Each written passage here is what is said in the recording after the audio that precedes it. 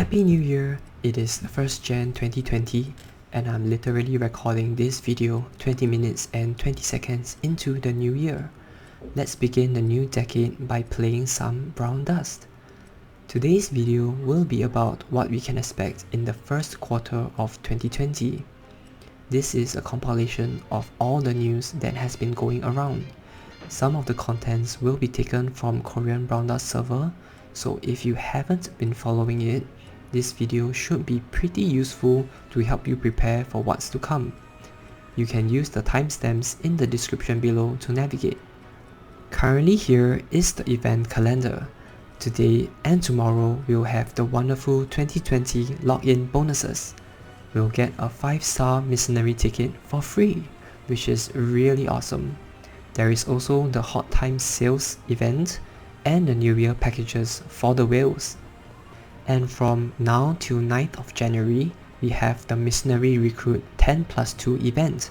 While this event only applies to summons with diamonds, the 10+2 is really worth it because you get to clear your PT count faster.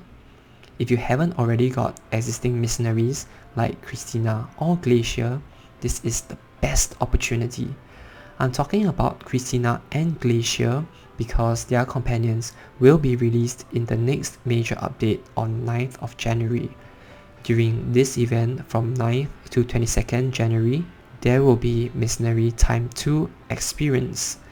A great time to farm and level up your units and for the materials. Both Christina and Glacier currently have a very high use rate in Korea. This is the usage charts, which is an indication of our arena in 3 months time. They are very good units to invest in. Christina's multi-hit will be able to take down a lot of powerhouse defenders, and Glacier will be able to block all additional damage, including fixed damage.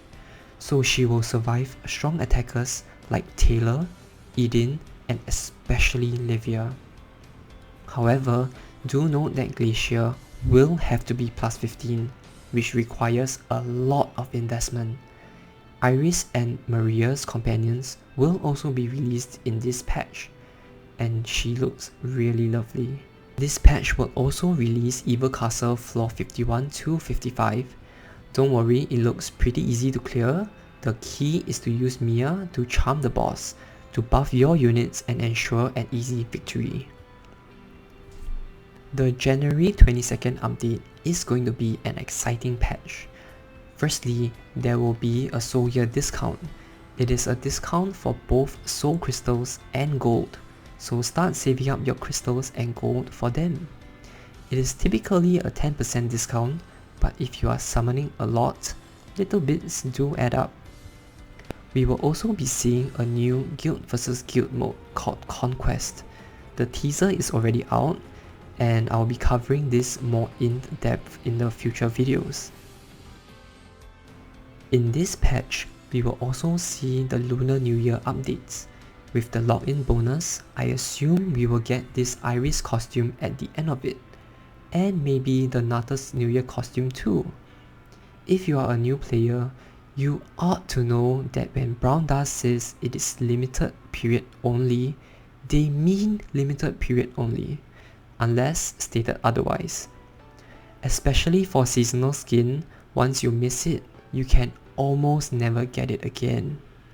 Because they didn't announce Ludmilla in January patch notes, I'm assuming that she will come after January on 4th of February, which is after the 700th anniversary patch. Ludmilla is a very key unit in both PvP and PvE. She has very interesting attack tiles, similar to Hanya, but I like her kit much better because she stuns, and more importantly, she ignores taunt, making her very useful in any situation. That's all the info we have on the English pages, and now we'll move on to talk about the Korea patch notes.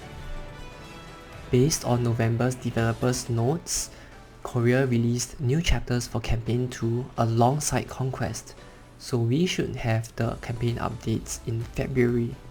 These are the maps and monsters of chapters 16 to 20. The next major update is the World Boss update, which happened in 5th December 2019 in Korea. This is the patch that I am most excited about because it has new world bosses. 2 new world bosses to defeat: the Giant Colossus Deck Drone and the Swamp Master Gorgona. I will definitely do a video covering these bosses, but to prepare for them in the meantime, here are some units to consider. As you can see, Showman is a cheap and efficient option to clear Deck Drone. If you have been pulling Benshina, good for you, you should have gotten some copies of him. And the reason why Albion is released in this patch is because he is very useful to clear Gorgona. He is also very good at Guild War defense, so this is another unit to consider getting. Lastly, this patch will also introduce the new material warehouse. I really love this as well. As you can see, my inventory space is never enough because I always hoard stuff. So I hope this patch, like all other quality of life updates, gets introduced to our server sooner. Lydia's Light Wraith costume will also be added in this patch. Bipago Coulson costume will also be introduced sometime here. Next, we have Eden, Veronia and Jaden's companion updates. To be honest, I was really hyped when Eden got a companion. He was the first 5-star that I made to plus 10, but when I saw his skills, I was a little disappointed. I wished he got a tile increase on top of whatever that they added to his plus 15 kit. But oh well, this is what we got, so I'm really not sure if I want to invest in him. Anyway, Veronia seems more interesting because she gives a lot of buffs to one unit, plus defense buff. So this makes units like Celia, Alec and Eden playable in Arena. Last but not least, Korea's latest developers notes. This will most probably be our March updates. Firstly, you will get a free demo of Alec. Hopefully this will increase his chance of getting picked with ancient coins. The Devil's Underground will also be released. You will need to clear 30 floors of Evil Castle to enter this area. NPCs will have higher stats value and you will need to clear all the challenges to move on to the next stage. Amongst all the other quality of life updates, there is one on soul gear enhancing. If the feedback is good in Korea, I think they would implement this during the soul gear discount event. For this patch, mercenaries that will get companion updates are Yuri, Frisia, and Xenon. I hope they make these forgotten units much stronger so that they can come out and see the light of Arena. Please no trolls, as much as this Frisia companion looks like a Joker or a Jester.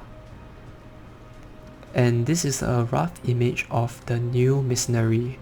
Looks like a warrior class. Could be a defender. Either a warrior or a defender. Okay, so that's all the info we got for now. What I do hope to see in 2020 is that in Season 3, there will be an introduction of a new class. That is my biggest hope and speculation. What do you think? I would love to hear your thoughts on what you would like to see in Browndust for the year of 2020. So until then, see you in the next video.